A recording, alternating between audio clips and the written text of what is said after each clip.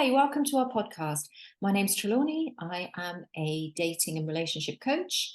I've worked at the high end of personal matchmaking for many years, and I would love to discuss reality TV with you and with my wonderful colleague, Andrew. Andrew, would you like to just say a little bit about yourself? Yeah, hi, my name's Andrew Parker Dennis. I'm the MD of the largest matchmaking group within the UK. Looking forward to discussing what's been going on in MAFS right now. Right. So for anybody that hasn't listened before, we cover Married at First Sight every week, and we dissect a little bit about what's going on within the relationships. We try and get a little bit kind of underneath why perhaps people are behaving in certain ways that may be less than positive. So we're going to start, we're actually thinking about the very explosive dinner party, the episode this week where things really went awry. And we're going to start with Ella and Nathaniel. Now, we were Yes. really rooting for Ella and Nathaniel last week in terms of we felt that they were maybe not growing as a romantic couple, but they were learning a lot about themselves and growing as people together. However, that all imploded a little bit. What did you make of the scenes at the dinner party? Well, I think the whole dinner party was he said, was completely explosive, controversial right the way through it. Ella and Nathaniel, I agree. I thought they were going down the track of friendship at the very least, but I think what we've seen is Nathaniel really has a real dislike and distaste for Ella. It's almost felt like he'd got a get out of jail free card where he could become the victim. Whereas, as we know, Ella's sort of struggled through the whole of this process to try and get any sort of affection or validation that she is attractive and she is somebody who is interested in. And that's obviously led Ella to look outside the relationship, which I don't agree with. I mean, that could have been handled, which I'm sure we'll talk about a lot better. But Nathaniel was just waiting for his moment so that he could become that victim, addressing the group. And it was just overkill. It would have been far better, and respectful across the board to take them to one side and just say, look, this has happened. I know about it. Can you tell me what's happening? And then perhaps jump on the back of it. But it just went from 0 to 100 miles an hour. And everybody seemed to want to get involved and say their piece on it as well. But I think that's probably down to the fact that it's made their relationships feel very vulnerable as well. If once people start playing around in the process, then all of a sudden it can discombobulate everybody at the same time. Yeah. But what did you think to the whole Um, debacle? well, if we go back a little bit, just to recap what happened. So we had Ella and Nathaniel heading towards a friendship couple. And then we had Bianca and JJ arrive. Bianca Yeah. seems like a very, very sweet, genuine girl, exactly what JJ had said he wanted. And he expressed that before he'd perhaps gone for far more demanding, loud girls that things just hadn't worked out with. So he wanted somebody maybe a little bit, I don't want to say more genuine, because it's not to say that somebody that's very loud and out there isn't genuine, but he wanted something different from his usual type. And he described his usual type, which was somebody that had lots of work done, somebody that was very loud, somebody that was very kind of confident, and he hadn't felt that had worked for him. So he was presented with the lovely Bianca, who has her own, I think she's confident, and she has so much to offer, but she was a very sweet, understanding girl that was taking this process in a very kind of genuine way. And poor Bianca really didn't receive very much from JJ at all in terms of anything to work with. He just seemed very, very quiet and out of his depth, really, to me, pretty much throughout the process that we've seen so far. Maybe a little bit of Yeah, a people pleaser, I'm not sure, but there just wasn't much there. he gave nothing to work from. I mean, she was fantastic. She gave him the space, she gave him the time, she wanted more, she tried to go at his pace. I think, if I'm honest, from day one, JJ looked and thought, I don't like this isn't what I want. Yeah. And has completely walked away. Out of his depth, I don't know. I think he's a confident, successful man. I think he just didn't like what what he'd been paired with and Yeah. matched with, and that was completely unfair on Bianca. I think JJ's complete lack of respect. If he's got time to tell her that he's moving out for 2 days, surely to God he's got time to like give her a heads up of the fact that he's been messaging and actually meeting up, which didn't come out last Oh. night, but meeting up with Ella to discuss their relationship and flirt directly with each other. That's where lines were completely crossed. And, you know, Bianca is the victim in this. We know Nathaniel and Ella have always had their difficulties. Bianca, you know, was put in a position which nobody should be, and to do that publicly, it's again a public humiliation. But what I loved, once she'd composed herself, I loved the fact that she stood so strong. She wasn't silenced. She was determined her voice was going to be heard, and you know the way in which she'd been made to feel was going to be heard. And yeah, there was no answer. I mean, JJ and Ella, I think they both thought everybody'd be like, "Oh, well, it's okay," but the reaction was very strong against them both. And yeah, I felt for Bianca, but I was so pleased that she knew her own value and she defended that value, and she gave some very, very strong home truths to both of them. Yeah, yeah, definitely. I was very proud of Bianca. I think she carried herself very well. And I really didn't want her to walk out. I was thinking, sit back down, you have dessert.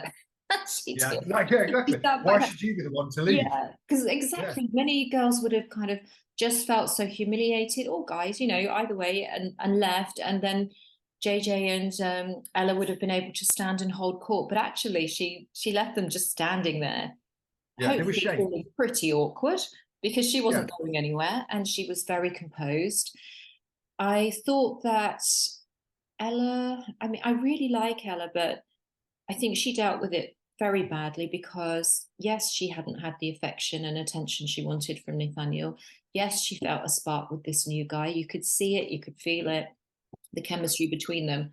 But to just go straight in this kind of giggly schoolgirl, excuse me, type of way and messaging him and wanting to meet her when he's just entered the process with a new wife, however strange the process is, it was his wife. I, I feel that she let herself down a little bit there because she was just starting to really grow. But we all do these silly things and we'll have to see what happens from now. But I think the group were shocked.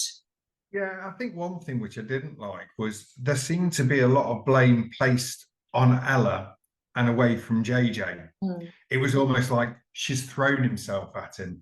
She's done this, she's done that. And Yeah. that was a common thing. And that made me feel quite uncomfortable because it was quite misogynistic. It's always got to be the female's fault if something's going wrong. Well, actually, they were both involved. JJ hid behind that. He never stood forward and said, hang on a minute. You know, this was as much me. This wasn't Ella Yeah. just courting me. It was something I wanted. And I felt that was really unfair. I just thought is sitting back, allowing people to say that as always, well, it's got to be the female's fault. That's nonsense. So yeah, I was disappointed with the group at that because it seemed to just always be pointing at Ella.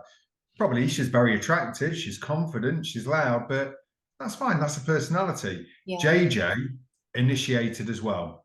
And actually, I think, if I'm honest, was he the first? I can't remember now. Was he the first person to say that Ella was the person who would kiss in the group outside of his marriage? I'm trying to Possibly. remember. I'm trying to think, but they both have to take equal responsibility. It's not fair for that Ella to take 80% and JJ. And I didn't particularly like it when JJ started going back at Nathaniel, when Nathaniel challenged him and just said, look, is it reciprocated? I don't have to explain anything to you. Well, actually, it's somebody's wife for all intents and purposes. Even if it wasn't at that level, it's a relationship where you spend time with each other. Of course, Nathaniel has the right to ask the questions, but to be trying to shut him down, I think JJ again made himself look emotionally unintelligent, to be quite honest with you, and sort of, well, I'll take what I want because I can, and that's not a good trait to have. And I can't see that relationship developing anywhere. It'll be interesting to see though, because at it's commitment ceremony tonight, I think, isn't it? Whether they allow them to come in as a group, as a new coupling. Yeah. I honestly think the rest of the group will say absolutely no chance. I don't think they'll embrace that change, but we'll see because they were both there, weren't they? So I think that might be the angle they go for tonight, but we'll have to wait and see, I guess. Yeah, I think it probably will be that angle. But yeah, I found JJ, I just found him to be a bit of a wimp. You know, he Yeah, looked as though, oh, I'm pretty, I mean, he was I felt that he was sorry, that he might have hurt Bianca, but he was almost so distanced from everything, you know, oh, what's happening? Oh, I'm so sorry. Oh, have I upset you? Oh, and then finally kind of rears up a bit at Nathaniel completely unnecessarily. So we see a spark of fire or something, but then he's back to just standing there looking a little bit vacant at the edge of the table. So it will be interesting if those two do get together to see how long it lasts before they've driven each other absolutely crazy. But I think it'll be. I that's think if they do the get together, I think they'll make a point of trying to stay together to justify decision. mm, I don't think that foundation is built on anything trustworthy. I think as soon as a relationship develops like that, it's built on mistrust, and yeah, they'll always be second guessing if somebody else came into the experiment on the outside world. If there was somebody else who approached, they wouldn't have that fundamental trust. That's gone because of how they've built it and disregard for the rest of the process. And as I said, I do think it does discombobulate the rest of the people in the process because it makes their relationship seem very fragile if something can change so quickly. So yeah, damaging really across the board. yeah, it was a very sad outcome for everybody involved, really. Yeah. It just, I think it's a lesson in emotional immaturity. Yes. And that's it. You know, nobody's a terribly bad person, nobody's a terribly heartless person. But if you're just led by what's going to fulfill your needs in that moment, regardless of the scenario around you, then you're just displaying emotional immaturity, and that excitement that somebody fancies you and you fancy them back, that does wear off pretty quickly. There's got to be more than that. So it will be interesting to see if there is more than that between those two. I personally feel Ella needs a much stronger personality beside her. Yeah. JJ will come out of his shell with her. We don't know. But at the moment, he just seems like such a bland addition. Yes. Bland is the exact right word. He is Mm. neither funny, humorous, controversial. His opinions are non-existent. Is just like your old uncle who sits in the corner and doesn't really speak. In a terrible He's got shirt. nothing to Yeah. offer. Yeah. Okay, so that was that negative corner. Then there was Erica and Jordan, who I'm finding this quite interesting because as a couple, they're getting on really well. Everything's been pretty easy for them. They seem so happy in each other's company, and they do seem to have a good energy. They're both confident people. Erica's very confident, which is great. But there are members of the group that seem to just want to shut them down, and it's really difficult to understand quite why.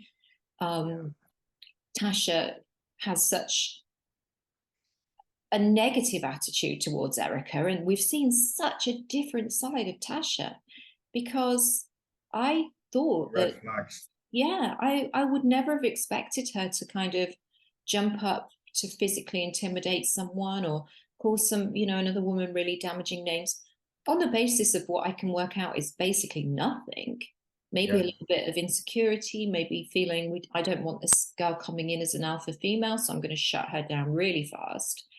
But it was very surprising, and I'm wondering how Paul is going to process that because he just made excuses for her last night. I think there'll be a conversation they'll have afterwards. I honestly do. I think Erica and Jordan seem, a really strong couple in this early stage. Erica, I think she is very alpha. She knows who she is. She knows value. Can she say the odd passive aggressive thing? Well, yes, at the dinner party after everything, and she decided it was her who was going to stand up and speak and It was quite made funny, points actually. about the people who like me. You know who you are. Yeah, It was very passive aggressive, the whole thing. yeah.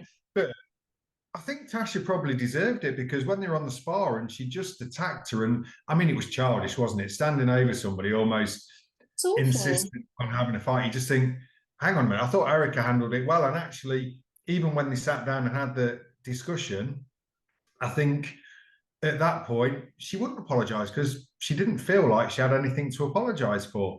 Maybe, and to walk by. I mean, when you saw them walking past each other, we knew that they were never going to have a hug anyway. And both of them tended to give a little bit of a shoulder to walk away. But then to call somebody a tramp, I'm not being funny. That's something you say when you're 6 or 7, and you shouldn't even say it then in the playground. It was just like, it was really childish behaviour. And I think with Paul, I think he'll struggle with that over time. He did play the neutral. He supported her, but also said, "Look, I think it's probably best we agree to disagree," because he could see he had emotional intelligence to realise this wasn't going anywhere. But yeah, I don't think Paul has that vibe where he's constantly wanting to be in battles. He's quite laid back. He's very supportive. He's given Tasha everything she needs. And perhaps what Tasha needs to do is refocus on their own relationship and stop looking to think, well, have they got a better connection? But I think one of the biggest gripes was the fact that she didn't like the fact that they seemed to think that they were a strong couple. It was so strange. Yeah, it was really strange. But just focus on your own, because otherwise, if you take your eyes off that ball, then the wheels will start to come off quite quickly as well. I think you just hit it on the head. She wanted to be known as part of the strongest couple, and Yeah. she could not deal with the fact that somebody else had come in and seemed equally strong. But why would Yeah. that? Why does that matter? It was very strange. And further down the line, if that treatment is dished out to Paul's friends or family members, or I think that would then become very difficult if she can switch that fast. Yes, and I think it's almost like what it showed, or certainly what I took from it, was that she's seeing this as a competition, not as something to meet somebody. Because actually, if you see another strong couple, it reinforces that the process works. So you see, well, it's working for them, it's working for them. It makes you think this is such a good way to meet, and this is a strong bond. Instead, she's trying to pick the bones out of other people's relationships so that she can say, well, ours is still the best. Well, that's quite childlike, because you can't compare one relationship to another, because they've all got their own individual intricacies. Yeah. So again, it's probably a bit similar to social media. You're looking through the looking glass at what other people are doing, what they present. Well, that's not real. And what people present in public, in relationship wise, is often not real. So I think she just needs to rewind and get back to focusing on her and Paul, because they were in such a strong position. Yeah, definitely. And I think it all comes from insecurity. And we saw again with Luke. So Luke was very quick to shut Jordan down. And whether he felt, he was trying to kind of stand up for Ella and Nathaniel, saying, okay, now's not the time, let's not stir things, when I'm trying to think of his name. I like it. When Jordan suddenly, Yes, sure. which one?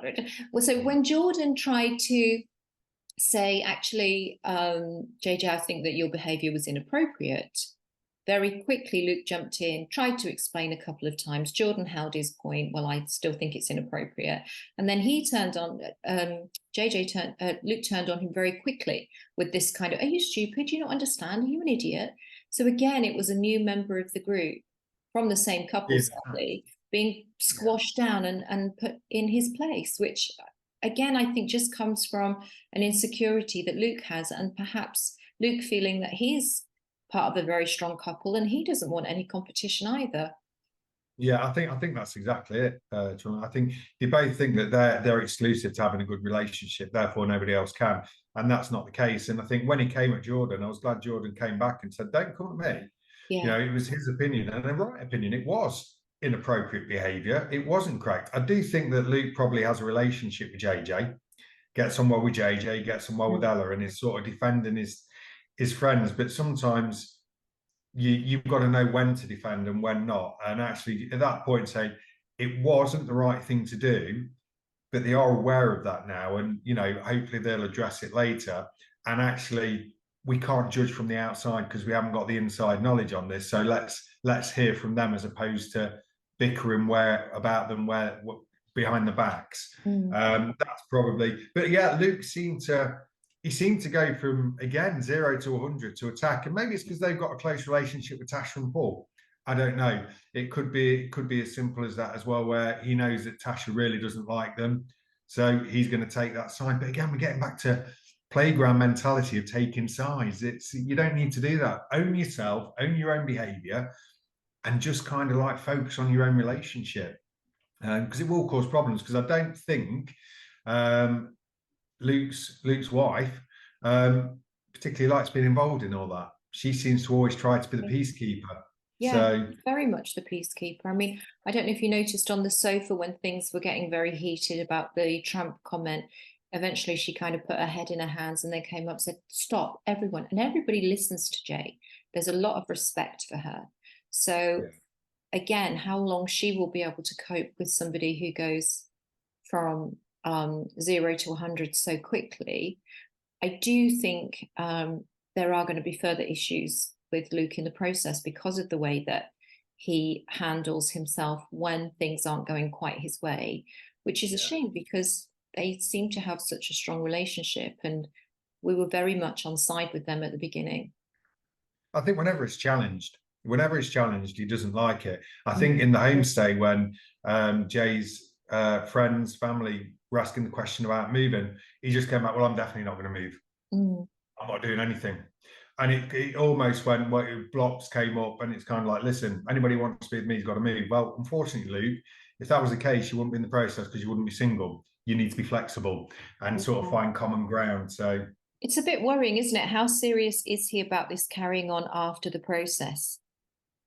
at the minute, I would say he's not. I think if Yeah. there's no compromise and no sort of forward thinking, then unless Jay's going to up sticks and go, which we know from what people have said, she has that sort of pleasing nature. But you know, being isolated on her own is not a great way to be. And yeah, Luke's got to step up a little bit. To be honest with you, I think he's kind of he's almost parading like the cat who's got the cream, thinking, yeah, everything's good for me, everything's going to come my way, and you know that sort of non-negotiable behavior never leads to a successful relationship. So he has got to change. So it's funny, isn't it? Him and Tasha are behaving in quite similar ways as Yeah. Queen Bee and kind of alpha male, even though they're not coupled together. Maybe They're there's going to be both, another twist then. yeah, they're both showing similar traits, and their partners are both showing the more kind of peacekeeping, calm traits. Considered, I Maybe think. that's part of the match. That was part of the matchmaking process and the thinking, but it makes it very difficult for someone who doesn't like conflict to be with someone who invites it pretty quickly.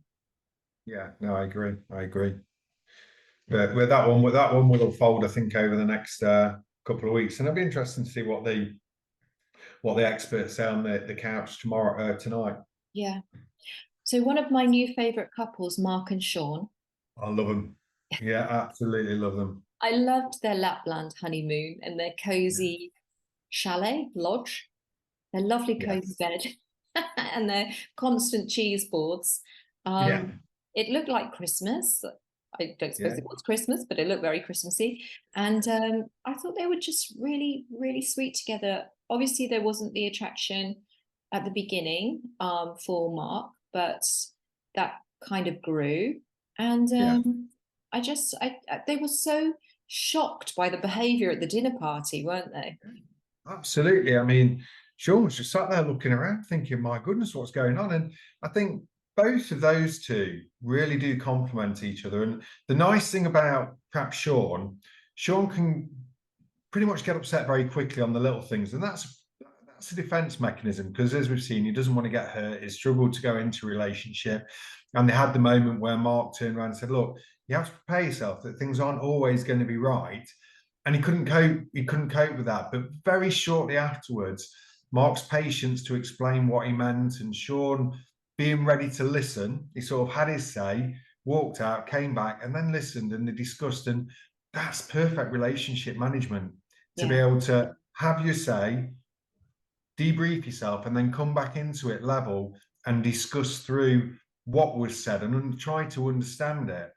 I think they're strong, and I think they will go from strength to strength.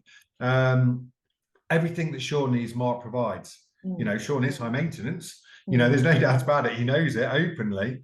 But Mark's carer. He likes to give people. He's a pleaser. He wants to look after people. He wants to protect, and you know, their relationship really does bring the best out in both the characters. It allows Sean to be free in his sort of high maintenance, as he says himself, ways, and it allows Mark to be that person which he likes to be. So, and also I think Mark said, "Don't worry, if there's too much, I will let you know."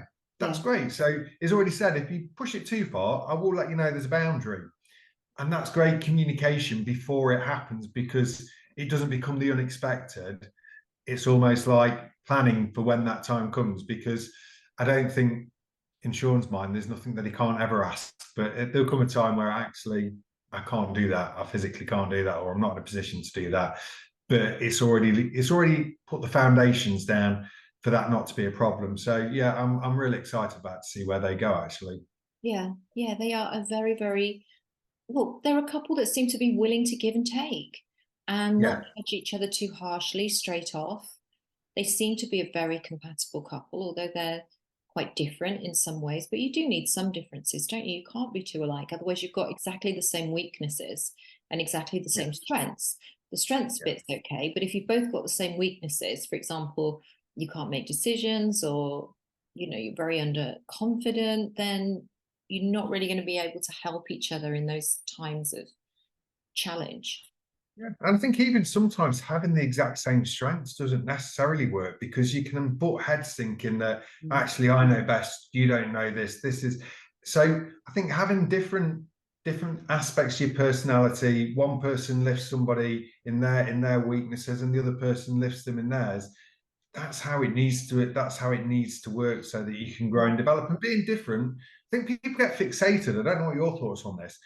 Fixated on having the same likes, the same dislikes, the same, you know, values are important. But apart from that, variety is the spice of life. And actually, it gives us something to talk about, discuss, explore, grow ourselves, grow our thought processes to somebody else's by listening.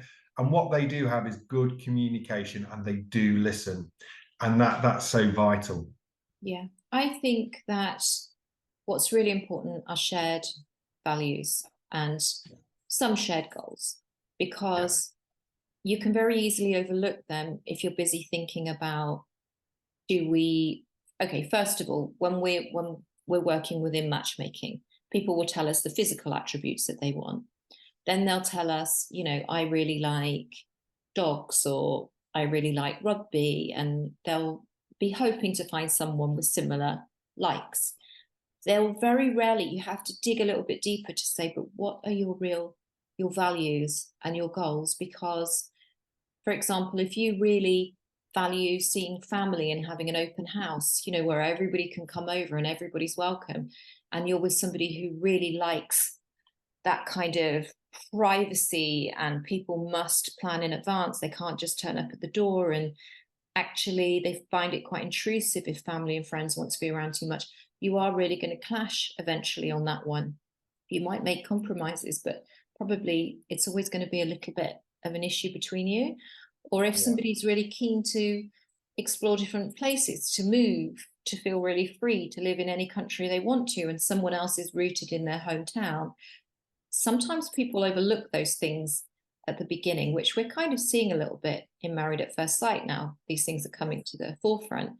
So it's okay, it's fine. Somebody looks the way you want them to look, and they like going to the same restaurant as you, and they laugh at the same films. But those things aren't as important as the values and the really strong life goals. If No, they're I agree. things, there will be real challenges down the line, and you may well get through them, but there will be really difficult challenges if you're not in the same place in terms of what you value fundamentally. Yeah, I think whenever you're just taking, and I agree, within certainly with the matchmaking, it's almost like the priorities of being matched are the wrong way round. Mm, And I think that's probably a Married at First Sight what they try to avoid. So they move away from that, because you know we spoke about it before, but longevity of love is built on the foundations of, as you said, the morals that you have, yeah, the life goals that you have, beauty and everything else. Yeah, attraction's important, but it's not the be all or end all. You can have the most beautiful person, but if they've got toxic behavior, that's not gonna work and out become for less anybody. attractive. Yeah, very Yeah, quickly. exactly. So I think things inside.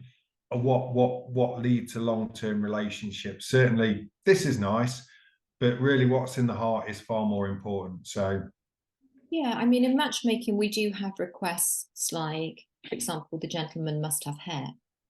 Well, you can find somebody, a gentleman with hair, but you might well lose it, within a couple of yeah, years. Or the lady must be under a certain age, she's going to get older. yeah, She's not going to stay at that age. So some of those kind of superficial wants, I know they feel important at the time, but you really do have to dig a bit deeper if you want to find a true soulmate and somebody that you're going to enjoy spending the rest of your life with.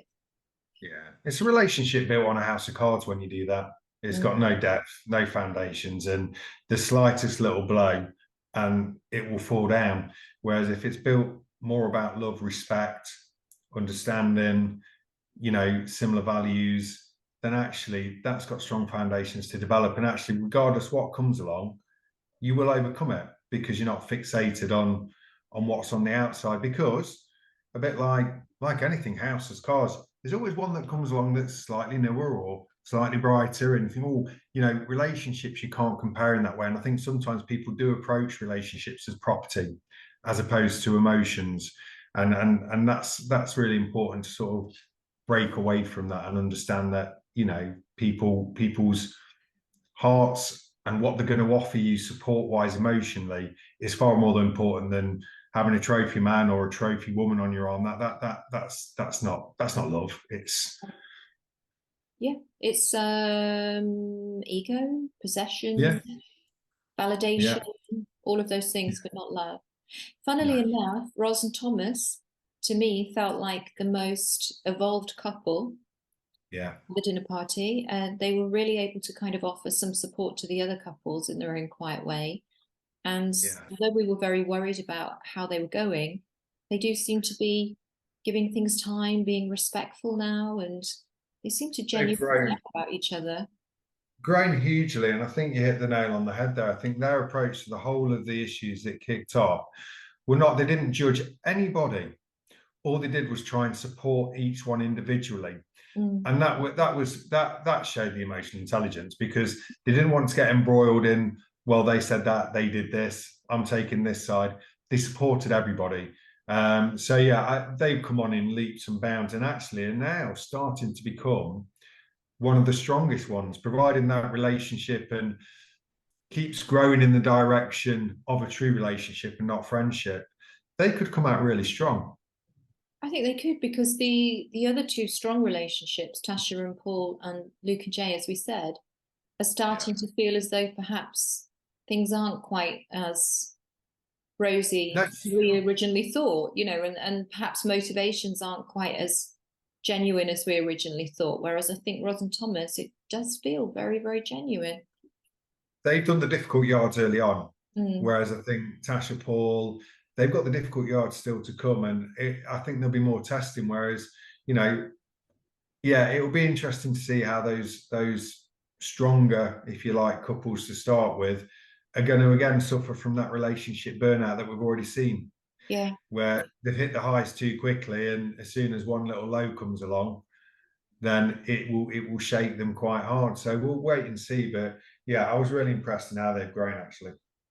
Yeah. So interesting week. I mean, the episode left me feeling a bit off, I think, really, because it was just there was so much negativity Yeah, within it, and it was difficult to pick out really worthwhile lessons from it. But I think the one I will take away mostly, and again, as I said, I don't think JJ or Ella or Nathaniel or Bianca have done anything necessarily terribly wrong, but it's just learning how to not act on your own immediate kind of pleasure and validation without thinking about the impact that's going to have on other people. And that's not to say they shouldn't have the chance to be together, but this kind of underhand texting and secrecy and then total embarrassment and humiliation of Bianca, although she took it so well and yeah, rose above it.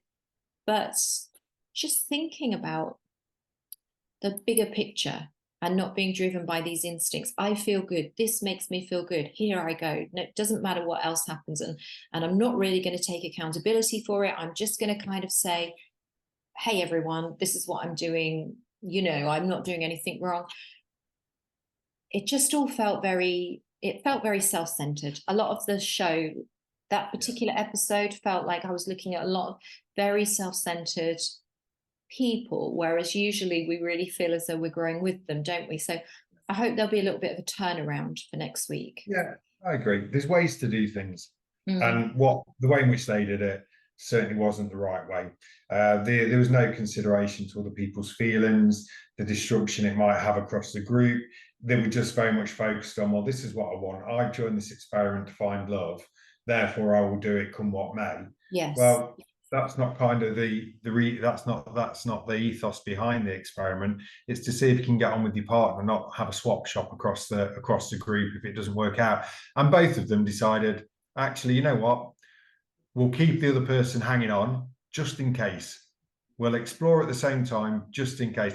That shows, I suppose it shows a neediness that they can't exist on their own unless they're in a relationship. There's nothing wrong saying this isn't working.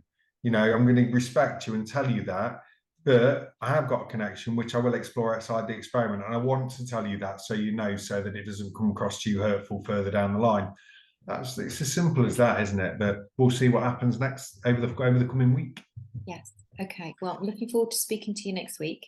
And who Yeah. knows what will have happened by then. I again Well, think we're going to there's need going more to be couples soon, aren't they? yeah, I think there's going to be some real twists and turns. I think maybe some of our favorites will have proved themselves to be very different people than the people we thought they were originally. But again, it's all, I think this whole thing really is a lesson in emotional maturity. So Yeah. whatever you do, if you can learn from it and you can grow from it, you're forgiven, you know. So let's see. Yeah, I agree. Well, lovely speaking with you again today, and And I'll speak to we'll you catch soon. up next week. Okay. Bye bye. Yeah, take care. Bye bye.